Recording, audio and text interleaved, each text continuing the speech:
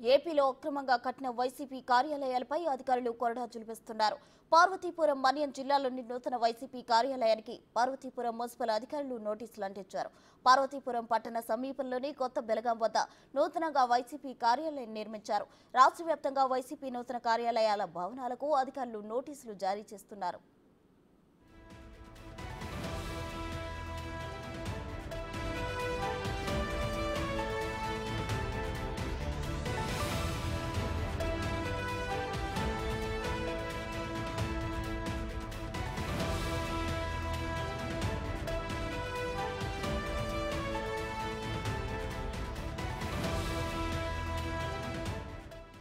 మరోవైపు శ్రీకాకుళంలోనూ ఇదే పరిస్థితి నెలకొంది. నిబంధనలకు విరుద్ధంగా వైసీపీ కార్యాలయం నిర్మించారంటూ అధికారులు ఆఫీసుకు నోటీసులు అంటించారు. దీనిపై వారం రోజుల్లో వివరణ ఇవ్వాలని నోటీసులు జారీ చేశారు. జిల్లా పార్టీ అధ్యక్షుడు మాజీ మంత్రి ధర్మాన కృష్ణదాస్ కు మున్సిపల్ అధికారులు ఫోన్ చేసి సమాచారం అందించారు.